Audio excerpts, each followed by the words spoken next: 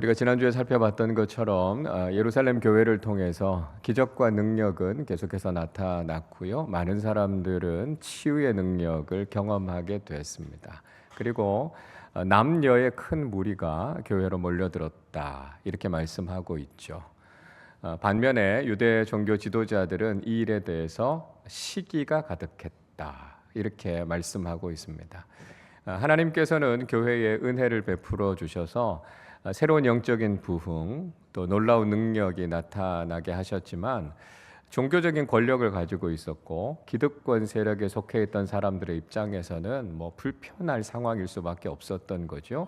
그들을 위협하고 있는 존재로밖에 보일 수밖에 없었습니다. 그래서 그들은 기어이 자신들이 가지고 있었던 종교적인 권력, 종교적인 힘을 가지고 사도들을 감옥에 가두어 버렸다 이렇게 말씀하고 있습니다. 오늘날에도요, 세상은 복음에 대해서 시기해요. 복음 전하는 걸 미워합니다. 세상적으로 가지고 있는 힘과 또 권력을 가지고 어떻게든지 복음을 가두려고 하는 일들을 우리가 보게 되죠. 그래서 세상이 계속해서 복음에 대해서 거부하고 또 믿음의 길을 방해하는 일들을 우리가 종종 경험하게 되는 것을 볼 수 있습니다. 자, 그런데 그런 상황 속에서 놀라운 일이 일어나게 됐다라고 하는 것을 성경이 오늘 우리에게 들려주고 있습니다. 19절 말씀 같이 읽어보겠습니다. 주의 사자가 밤에 옥문을 열고 끌어내어 이르되.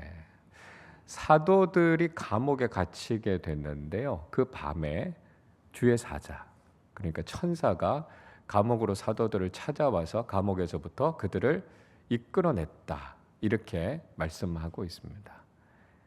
세상은 복음을 가두려고 했지만 하나님께서는 그 복음이 감옥에 갇혀 있도록 두지 않으셨다는 거예요. 하나님께서는 사도들을 풀어내셔서 복음이 자유롭게 많은 사람들에게 전해지게 하셨다라고 하는 거죠. 세상이 아무리 복음을 얽어매려고 해도 하나님께서는 그 복음을 풀어 자유롭게 하시는 분이시다라고 하는 것을 보여주고 있습니다. 자, 그러면 사도들이 이 감옥에서부터 어떻게 풀려나게 됐을까요? 이런 생각을 할 수 있죠. 뭔가 초자연적인 현상이나 능력이 나타나서 감옥에서 나왔을 것이다. 우리 이렇게 생각할 수 있어요. 그런 일이 사도행전 16장에 기록되어 있죠. 사도행전 16장의 말씀을 읽어보면 빌립보에서 복음을 전하고 있었던 바울과 실라가 복음을 전한다라고 하는 이유 때문에 빌립보의 감옥에 갇히게 됩니다. 그들이 감옥에 갇혀 있는 상황 속에서도 하나님 앞에 찬송하고 기도하지 않습니까? 그리고 그 밤에 지진이 일어나게 됐다 이야기하죠. 사도행전 16장 26절 이렇게 말씀합니다. 이에 갑자기 큰 지진이 나서 옥터가 움직이고 문이 곧 다 열리며 모든 사람의 매인 것이 다 벗어진지라 이렇게 말씀합니다. 바울과 실라가 하나님 앞에 찬송하고 기도하는데요, 그때 빌립보라는 도시에 지진이 일어나게 됐습니다.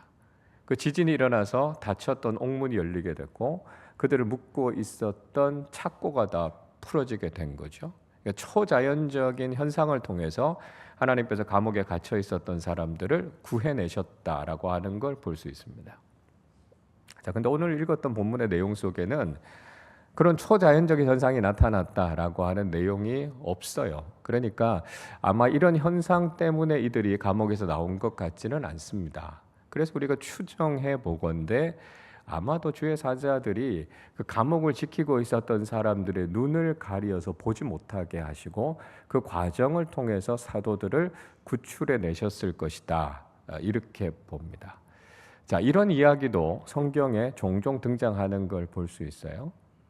창세기 19장의 말씀을 읽어보면 주의 천사 두 사람이 소돔성으로 찾아가서 롯을 만나게 됩니다. 그리고 이제 앞으로 이 소돔성을 멸망시킬 테니까 롯으로 하여금 소돔성에서 빠져나가라 이렇게 이야기를 하죠.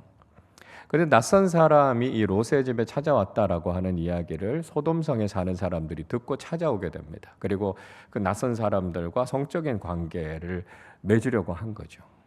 자, 이 위기의 상황 속에서 이 상황을 어떻게 벗어나게 됩니까? 창세기 19장 11절은 이렇게 말씀해요. 문 밖의 무리를 대소를 막론하고 그 눈을 어둡게 하니 그들이 문을 찾느라고 헤매었더라 말씀합니다. 그러니까 천사들이 소돔성의 사람들의 눈을 가려서 보지 못하게 했습니다. 그래서 이들이 천사와 롯을 잡지 못하게 한 거죠. 그리고 그 위기의 상황을 벗어나게 됐다라고 성경은 이야기하고 있습니다. 또 다른 예가 있어요. 열왕기하 6장의 말씀을 읽어보면 아람의 군대가요 북이스라엘을 공격하기 위해서 군대를 파병하게 됩니다. 근데 이 아람 왕이 생각해 보니까 자기의 전쟁을 자꾸 방해하는 사람이 있어요. 이게 누구냐면 북이스라엘의 선지자였던 엘리사라고 하는 사람입니다. 그래서 이 전쟁을 하기 전에 먼저 엘리사 선지자를 죽여야 되겠다라고 생각하고 엘리사의 집으로 군대를 파병하게 됩니다. 엘리사의 집에 있었던 사환이 나와서 보니까요 아람 군대 군사들이 쫙 깔린 거예요. 그걸 보고 이 사환이 두려움을 느끼게 됩니다. 그때 엘리사가요 이 사환의 눈을 열어서 여호와의 군대 불말과 불병거가 그 주변의 산에 가득 있는 걸 보게 합니다. 그리고 반대로요 아람 군대는 눈이 멀어서 그들을 보지 못하게 합니다. 열왕기하 6장 18절은 이렇게 말씀해요. 아람 사람이 엘리사에게 내려오매 엘리사가 여호와께 기도하여 이르되 원하건대 저 무리의 눈을 어둡게 하옵소서 하매 엘리사의 말대로 그들의 눈을 어둡게 하신지라 말씀합니다. 그러니까 엘리사가 아람 군대의 눈을 멀게 해 주십시오 이렇게 기도했고요. 하나님께서 그 기도에 응답해 주셔서 그들의 눈을 멀게 했습니다. 그래서 엘리사를 잡지 못했어요. 그리고 앞을 보지 못하는 사람들 그 군대를 엘리사가 오히려 인도해 가서 북이스라엘의 수도인 사마리아에 데리고 가서 거기에서 포위되게 만듭니다. 그리고 그 위기로부터 벗어나게 되는 것이죠. 여러분 우리도 인생을 살아가는 동안에 이런 일들을 경험하게 돼요. 뻔히 볼 수 있는 일들인데 하나님께서 그걸 못 보게 하세요. 그 과정을 통해서 하나님께서 믿음의 사람들을 지키시고 그 위기의 상황에서부터 벗어나게 하시는 하나님의 놀라우신 일하심을 경험하게 된다는 거예요. 그러니까 아마도 오늘 본문에서도 역시 그 감옥을 지키고 있었던 사람들의 눈을 가리시고 하나님께서 그 위기로부터 사도들을 건져내신 것을 볼 수 있습니다. 자, 그렇게 사도들이 천사의 도움을 받아서 감옥에서부터 나오게 됩니다. 그리고 이 사도들이 성전에 가서 사람들에게 복음을 가르쳐요. 여러분 한번 생각해 보십시오. 지금 복음을 전하다가 감옥에 갇히게 됐어요. 굉장히 큰 위기를 경험하고 기적적인 능력을 통해서 사도들이 그 감옥에서 구출이 됩니다. 그럼 일반적으로 어떻게 해야 되겠습니까? 사람들의 눈을 피해야죠. 그렇죠? 안전한 곳에 숨어 있어야지. 그거 좋은 거 아닙니까? 근데 사도들은 그렇게 하지 않았어요. 버젓이 성전에 들어가서 다시 사람들을 가르치고 있습니다. 그 모습을 대제사장들과 성전 맡은 사람들이 보면서 아니 이게 도대체 무슨 일인가? 그들이 의아해하죠. 그래서 사람들을 보내서 감옥에 가서 사도들을 다시 잡아와라 이렇게 보냅니다. 그러나 감옥에 가보니까 사도들은 없죠. 이미 감옥에서 빠져나가고 난 이후였습니다. 여전히 옥문은 닫혀 있고 지키는 사람들은 감옥을 지키고 있는데 달라진 건 뭐예요? 사도들이 없어진 거예요. 그러니까 유대 종교 지도자들은 사도들이 사라졌다라고 하는 사실, 그리고 도대체 이 사도들이 어떻게 그 감옥에서 나오게 됐을까라고 하는 걸 도저히 알 수가 없었습니다. 자, 그렇다면 하나님께서 천사를 보내셔서 그들을 그 감옥에서부터 빠져나오게 하신 이유는 무엇이었을까요? 왜? 무엇을 위해서 그들을 그 감옥에서부터 건져주셨을까요? 20절 말씀 같이 읽어보겠습니다. 가서 성전에 서서 이 생명의 말씀을 다 백성에게 말하라 하며, 하나님께서 그들을 구원해 주신 이유와 목적 목적이 무엇인가라고 하는 걸 명확하게 이야기하고 있어요. 주의 사자 천사가 사도들을 구출해 주면서 뭐라고 이야기합니까? 성전에 서서 이 생명의 말씀, 이 복음을 전하라. 이렇게 부탁하고 있는 거죠. 하나님께서 그들에게 특별한 은혜를 베풀어 주신 것, 그들로 하여금 하나님의 능력을 경험하게 하신 분명한 이유가 뭐냐면 그들에게 사명이 있기 때문이라는 거예요. 그들이 이 생명의 말씀, 이 복음을 전하게 하시기 위해서 하나님께서 그들을 건져주셨고 그 은혜를 베풀어 주셨다는 거예요. 그렇기 때문에 사도들은 다시 성전에 가서 담대하게 말씀을 전합니다. 자기 자신을 보호하는 것보다 더 중요한 건 내게 맡겨주신 사명을 다하라고 하나님께서 나를 건져주셨고 이 은혜를 베풀어 주셨다면 나는 이 사명에 충성을 다하는 사람들이 되어야 되겠다. 사도들이 그렇게 믿음으로 반응했던 것이죠. 여러분, 우리가 이 세상을 살아가는 동안 하나님의 특별하신 은혜와 보호하심을 경험하게 되는 이유가 무엇입니까? 그게 바로 사명 따라 살기 위해서 그래요. 생명의 말씀을 증거하라 말씀하시는 주님의 사명을 깨닫고 살아가면 우리는 하나님의 특별하신 은혜와 보호하심을 경험하게 된다라고 하는 것이죠. 우리 자신을 위함이 아닙니다. 세상에서 내가 더 편안하게 살기 위함이 아니에요. 주님께서 내게 맡겨주신 사명이 있기 때문에 하나님께서 우리에게 이 은혜를 베풀어 주시는 거죠. 그래서 우리가 이 땅을 살아가는 동안 내가 부름받은 존재다라고 하는 것을 기억하고요. 생명의 말씀을 전하는 이 사명에 충성을 다하는 사람들이 돼야 합니다. 물론 우리가 그렇게 충성을 다하는 삶을 살아갈 때 분명히 어려운 일들이 있을 거예요. 고난과 힘든 일들을 경험하게 될 겁니다. 그러나 내게 맡겨주신 이 사명을 감당하는 삶을 살아갈 때 하나님께서 우리에게 이 특별한 은혜와 보호하심을 경험하게 하신다는 것이죠. 그러니까 우리 모두가 생명의 말씀을 전하는 이 사명을 맡은 사람들임을 깨닫고 이 땅을 살아가는 동안 특별하신 하나님의 은혜와 보호하심 그리고 이 사명을 감당하기 위해서 필요한 모든 것들을 허락해 주시는 하나님의 놀라운 은혜를 경험하며 살아가실 수 있기를 바랍니다. 자, 유대 종교 지도자들은요, 이 상황들을 보면서 당혹하지 않을 수 없었어요. 교회와 사도들을 통해서 계속해서 기적과 능력은 나타납니다. 복음을 들었던 사람들은 하나씩 둘씩 계속해서 교회로 몰려들기 시작해요. 그러니까 이젠 자신들이 무언가 조치를 취해야 되겠다라고 하는 생각은 하지만 도대체 뭘 어떻게 해야 될지를 알 수가 없었습니다. 25절의 말씀에 보니까 감옥에 갔다 왔던 사람들이 그런 이야기를 하죠. 감옥에 가보니까 사도들은 없습니다. 그리고 그 사도들이 성전에 서서 말씀을 가르치고 있었고 많은 사람들은 그 복음을 듣고 있었습니다. 라고 하는 이야기를 합니다. 우리는 이 장면을 통해서 다시 한번 확인하게 되는 게 있어요. 세상의 힘과 권력이 아무리 복음을 묶어 놓으려고 하고 아무리 가두려고 하지만 복음은 결코 갇히지 않는다라고 하는 것이죠.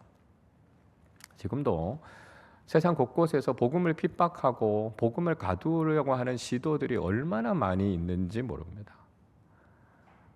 아주 삼엄한 공산주의 사회, 또 사회주의 국가들, 아주 강력한 이슬람 국가들은 자신들이 가지고 있는 권력을 가지고 복음을 박해하고 억누르고 있죠. 근데 오히려 그런 사회일수록 더 많은 기적과 더 많은 역사들을 통해서 복음이 계속해서 퍼져나가는 것들을 보게 됩니다. 그러니까 아무리 그들이 억누르려고 하고 아무리 그 사실들을 밝히지 않으려고 하지만 그 땅 가운데서 복음의 부흥이 일어나고 있다라고 하는 이야기를 우리는 듣고 있고요.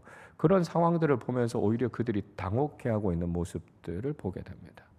자, 그래서 유대 종교 지도자들이 뭔가 조치를 취하려고 했어요. 그러나 그들이 함부로 할 수 없는 상황에 놓여 있었습니다. 자, 26절을 보십시오. 성전 맡은 자가 부하들과 같이 가서 그들을 잡아왔으나 강제로 못함은 백성들이 돌로 칠까 두려워함이더라 말씀합니다. 자, 결국은요 그들이 자신들의 힘을 가지고 사도들을 다시 잡아가지고 왔어요.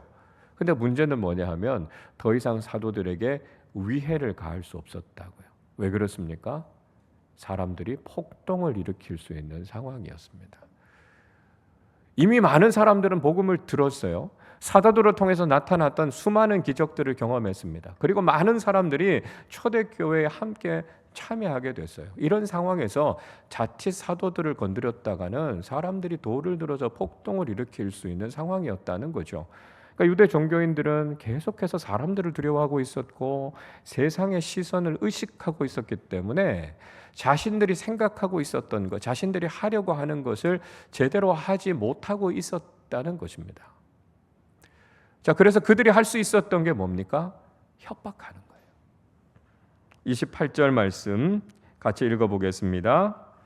이르되 우리가 이 이름으로 사람을 가르치지 말라고 엄금하였으되 너희가 너희 가르침을 예루살렘에 가득하게 하니 이 사람의 피를 우리에게로 돌리고자 함이로다.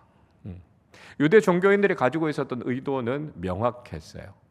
더 이상 예루살렘 성에 예수님의 이름이 퍼지는 것을 원치 않았습니다. 그래서 이제 사도들에게 더 이상 예수의 이름으로 아무것도 가르치지 말아라 이렇게 협박합니다. 그리고요, 예수 그리스도가 십자가에 달려 죽은 것에 대해서 자신들의 책임으로 돌리지 말아라 이렇게 이야기하고 있습니다. 그러니까 분명히 그들이 예수님을 시기해서 십자가에 못 박아서 돌아가시게 하지 않았습니까?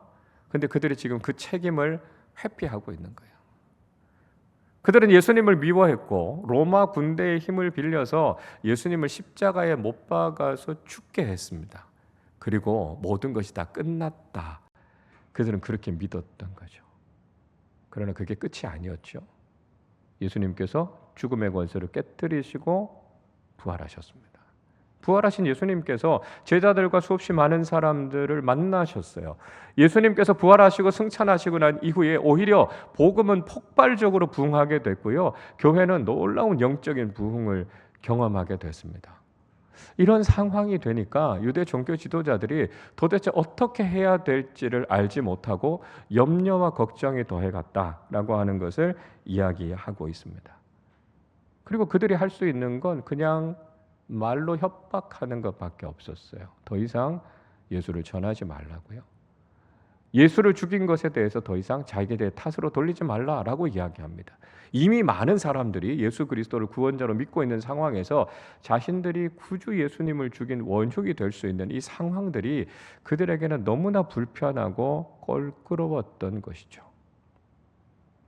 자, 유대 종교 지도자들의 이런 협박에 대해서 사도들은 어떻게 반응합니까? 29절 같이 읽어보겠습니다. 베드로와 사도들이 대답하여 이르되 사람보다 하나님께 순종하는 것이 마땅하니라. 자, 다시 한번 사도들은 자신들이 가지고 있는 신념이 무엇인가라고 하는 것을 정확하게 피력합니다. 우리는 사람에게 순종하는 사람들이 아니라 하나님께 순종하는 사람들입니다 하는 걸 분명히 이야기합니다. 유대 종교 지도자들은 사람과 세상을 두려워하는 사람들이었지만 사도들은요, 사람을 두려워하지 않고 오직 하나님만 두려워하고 하나님께만 순종하는 사람들이다라고 하는 걸 분명히 이야기하고 있습니다. 사도들의 이 이야기를 통해서 여러분 우리 신앙인들의 마음가짐, 태도가 어때야 되는가라고 하는 걸 다시 확인하게 되죠. 세상 두려워하지 않고 사람 무서워하지 않고 오직 이게 하나님의 뜻인가 아닌가, 하나님만을 경외하고 하나님만을 두려워하는 사람들이 바로 신앙인들이다라고 하는 걸 우린 다시 한번 마음에 새겨야 하는 거죠. 오늘 우리의 믿음이 연약해져가는 이유가 무엇입니까? 오늘날 교회가 위기 가운데 헤매고 있는 이유가 무엇입니까? 두려워하지 말아야 할 것은 지나치게 의식하면서 두려워해요. 그러나 정작 두려워하고 경외해야 할 하나님을 두려워하면서 살아가고 있습니까? 이 땅을 살아가는 동안 우리에게 위해를 가하고 우리를 힘들게 하고 이 세상의 삶에서 우리에게 영향을 미칠 수 있는 어떤 존재들에 대해서는 두려워하지만 우리의 모든 삶을 주관하시고 우리의 영원한 운명을 다스리시는 하나님을 두려워하고 그 말씀 앞에 순종하는 삶을 살아가고 있는가?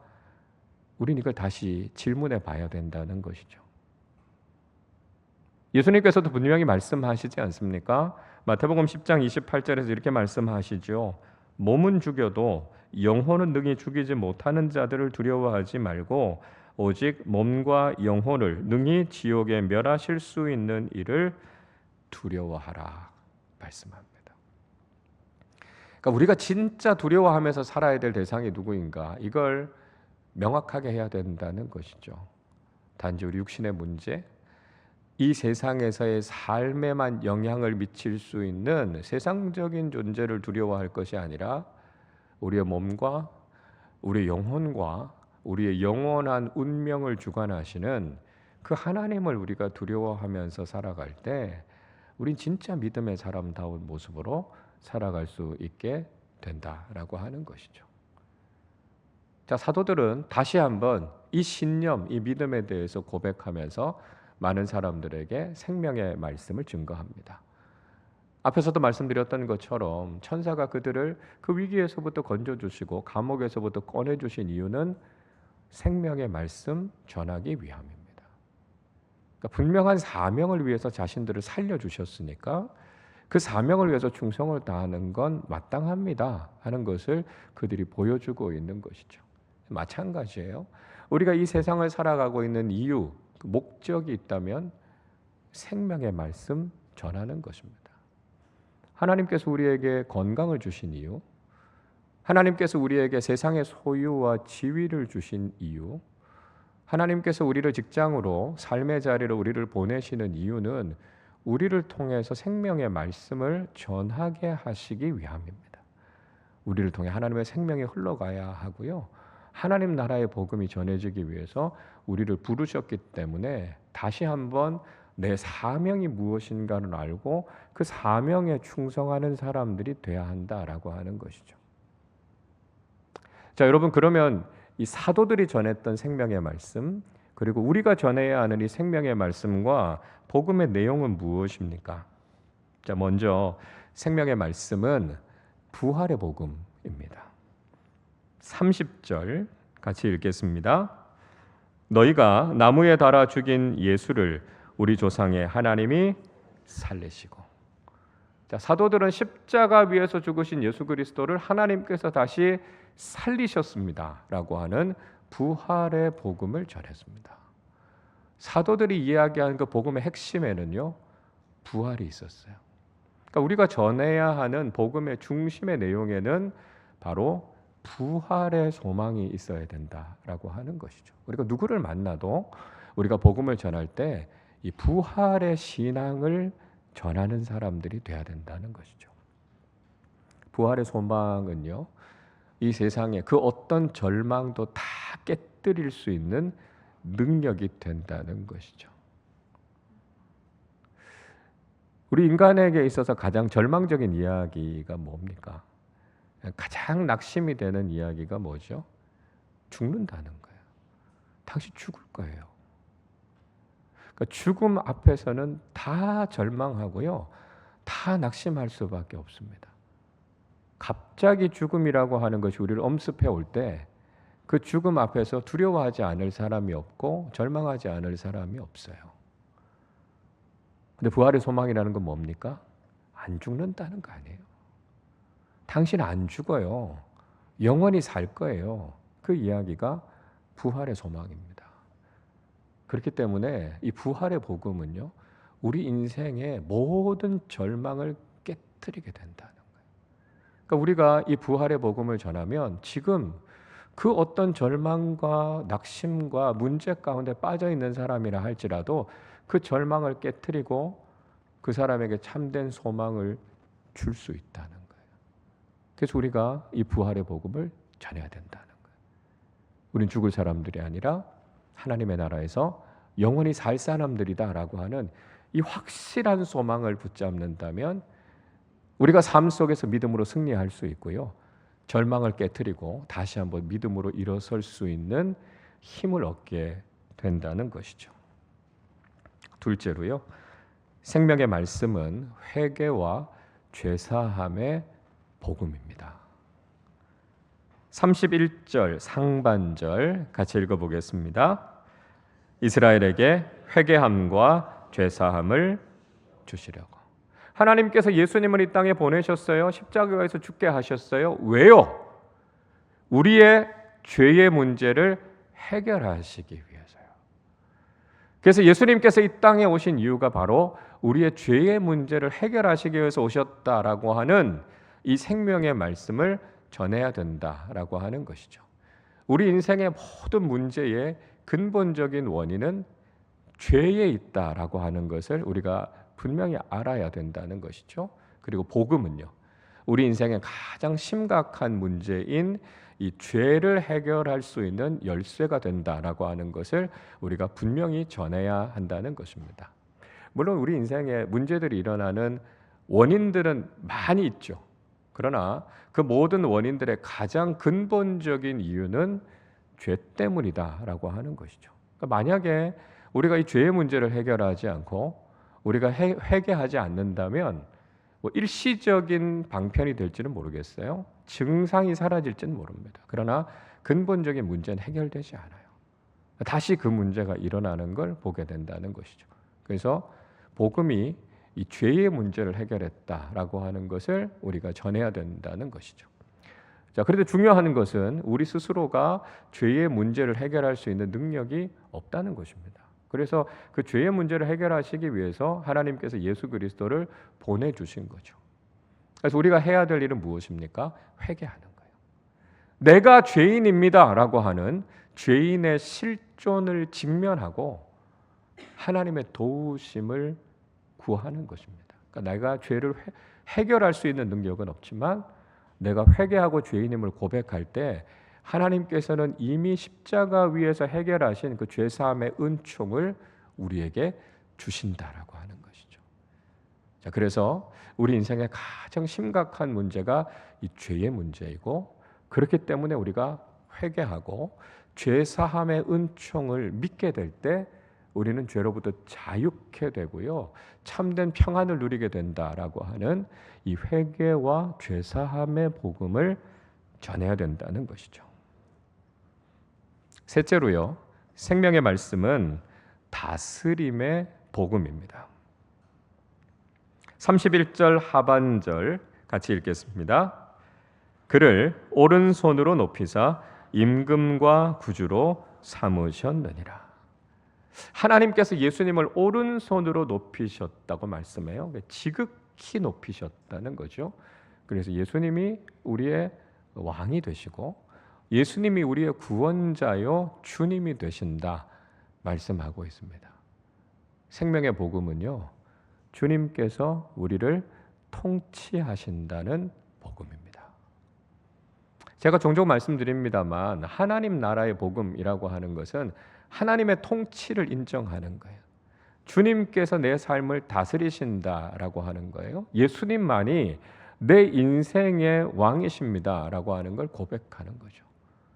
세상의 다른 그 어떤 존재도, 세상의 어떤 가치도, 심지어는 죄와 사탄도 우리를 다스릴 수 없고 우리가 그 앞에 무릎 꿇지 않는다는 거예요.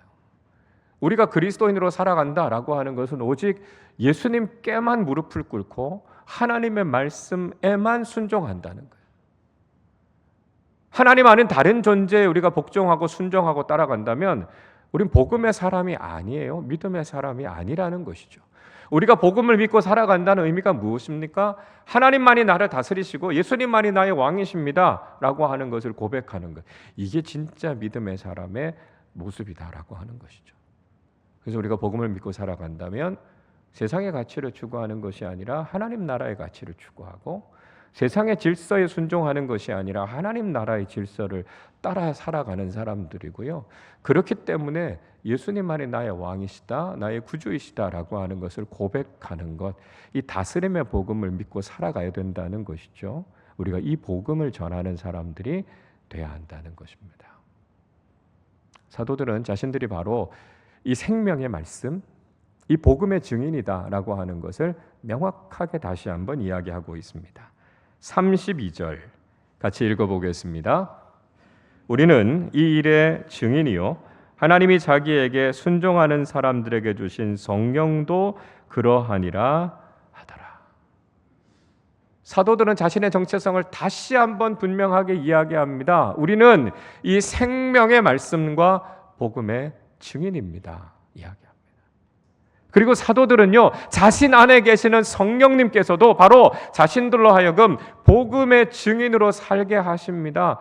말씀하고 있습니다. 오직 이 사명을 위해서 하나님께서 우리를 구원해 주셨고 오늘 우리에게 생명을 주시는 이유도 바로 복음의 증인으로 살아가게 하시기 위함입니다 하는 것을 분명히 이야기하고 있습니다.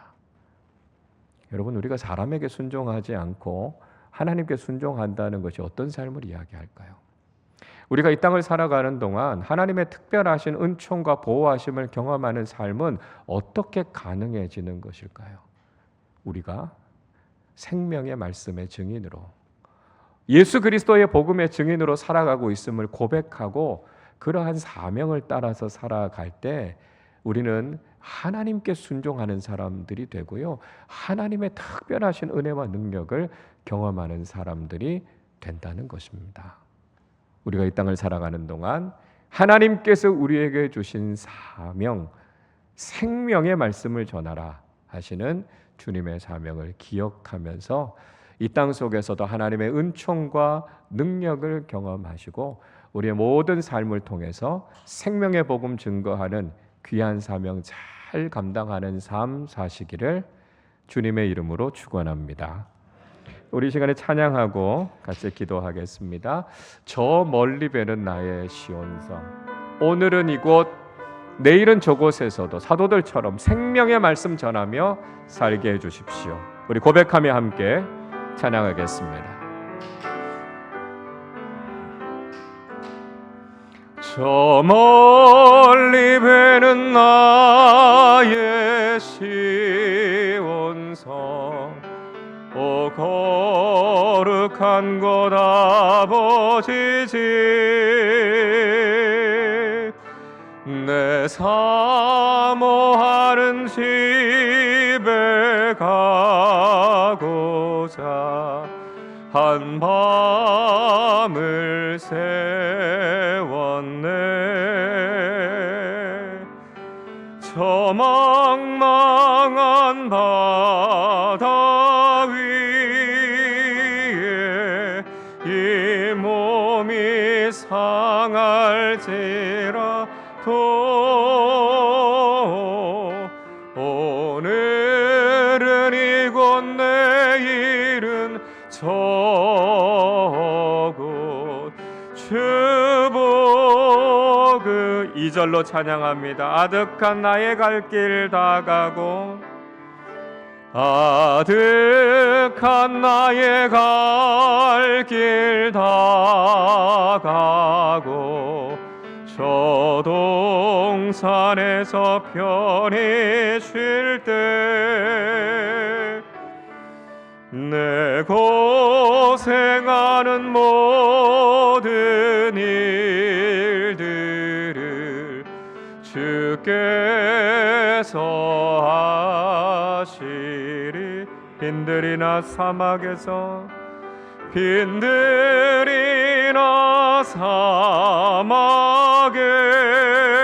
사막에서 이 몸이 고날지라도 오늘 주 예수 날 사랑하사 날지 저 망망한 바다 위에 저 망망한 바다 위에 이 몸이 상할지라도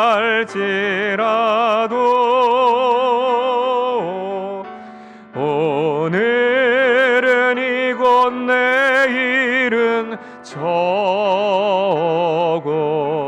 주복음 저 오늘은 이곳 오늘 오늘은 이곳 내일은 저곳 주 복음 전하리.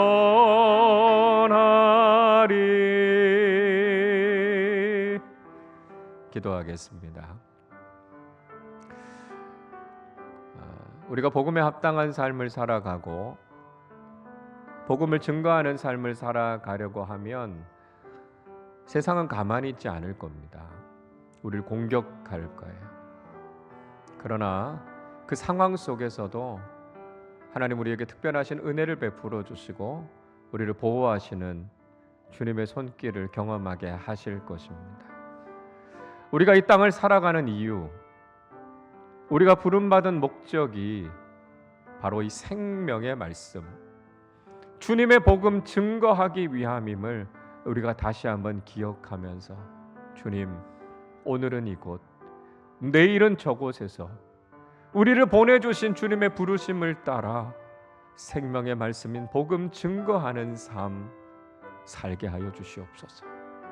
예수 그리스도의 부활의 복음과 죄사함의 복음, 그리고 오직 하나님만이 나를 다스리신다는 하나님 나라 다스림의 복음을 우리가 삶으로 살아내고 그 복음을 증거하는 사람들 되게 하여 주셔서 나를 통해 하나님의 생명이 흘러가게 하시고 영원한 하나님 나라의 복음의 증인으로 살아가는 충성된 믿음의 일꾼들 되게 하여 주시옵소서.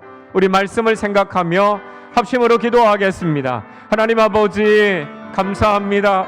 예수 그리스도의 복음으로 우리를 구원하여 주시고 하나님 우리를 이 땅에 살아가게 하시며 생명의 말씀 예수 그리스도의 복음을 증거하는 귀한 사명을 우리에게 맡겨주심을 감사합니다. 하나님, 복음에 합당한 삶을 살아가고 복음 증거하는 삶을 살아갈 때 힘들고 어려운 일들을 경험하게 되고 고난과 핍박을 경험하게 되기도 하지만 내게 맡겨주신 사명이기에 이 사명 감당하며 믿음의 길을 걸어가는 우리 교우들 되게 하여 주시기를 간절히 소원합니다. 하나님, 복음을 따라 살아가고 복음 전하는 삶을 살아갈 때 하나님의 특별하신 은혜와 하나님의 보호하심을 날마다 경험하게 하여 주시고 하나님, 우리의 손에 맡겨주신 예수 그리스도의 복음 증거하는 이 귀한 사명 충성되게 잘 감당하게 하여 주셔서 하나님께서 우리에게 맡겨주시는 이 일들을 잘 감당하며 주님을 기쁘시게 하는 믿음의 길을 걸어가는 우리 모두의 삶이 되게 하여 주시기를 원합니다. 절망 가운데 빠져있는 이 세상 많은 사람들을 향하여 절망을 깨뜨리는 예수 그리스도의 부활의 복음을 증거하게 하여 주시옵소서. 우리 인생의 모든 문제들을 일으키고 있는 이 죄의 문제를 해결하기 위해 이 땅에 오신 예수 그리스도의 십자가의 죄사함의 은총을 전하며 살아가게 하여 주옵소서. 사람을 두려워하고 세상을 의식하며 살아가고 있는 이 시대 속에서 오직 예수님만이 나의 왕이 되시며 하나님만이 나를 다스리시는 하나님 나라의 복음, 다스림과 통치의 복음을 우리가 순종하며 따라가게 하시고 이 복음을 세상 속에 전하게 하여 주셔서 우리가 살아가는 삶의 자리를 하나님의 나라로 일구어가는 하나님 나라 일꾼들 되게 하여 주시기를 간절히 소원합니다. 하나님 아버지, 우리가 복음을 삶으로 살아낼 수 있는 능력을 허락하여 주시고 그 복음에 온전히 순종하며 우리를 통해 그 복음이 흘러가게 하여 주셔서 이 땅을 살아가는 동안 생명의 말씀의 증인으로, 복음의 증인으로 충성된 사명을 잘 감당하는 우리 아름다운 교회 모든 교우들 다 되게 하여 주옵소서. 죄와 사망으로 죽었던 저희들을 살리시기 위해 독생자 예수 그리스도를 십자가 위에 죽으시기까지 우리를 사랑하신 하나님의 그 크신 은혜와 사랑에 감사를 드립니다. 하나님, 복음으로 우리를 살려주셨는데 우리가 살아가는 일생 동안 우리의 삶의 이유와 목적이 바로 이 생명의 말씀을 전하고 복음 증거하는 일임을 다시 한번 깊이 깨닫게 하여 주옵소서. 세상과 사람 두려워하지 않게 하시고 불꽃 같은 눈동자로 우리를 바라보시며 우리로 하여금 사명자의 길을 걸어가게 하시는 하나님께 순종하며 주님의 복음 증거하는 귀한 사명 잘 감당하게 하여 주시옵소서. 하나님, 때로는 복음 따라 살아가면서 어려움도 겪게 되지만 순간순간마다 우리를 도우시고 건져주시는 하나님의 특별하신 은혜와 보호하심을 날마다 경험하게 하여 주옵소서. 인간의 모든 절망을 깨뜨린 부활의 복음, 우리 인생의 가장 심각한 죄의 문제를 해결해 주신 죄사함의 십자가를, 그리고 우리의 삶을 다스리시는 분은 오직 하나님이시며 예수 그리스도만이 나의 왕이심을 고백하는 이 복음을 삶으로 살아낼 뿐만 아니라 많은 사람들에게 이 복음을 증거하는 삶 살게 하여 주셔서 우리가 살아가는 삶의 자리를 하나님 나라로 일구어가는 복음의 증인들로 살아가게 하여 주옵소서. 감사드리며 우리 주님 예수 그리스도의 이름으로 기도하옵나이다. 아멘.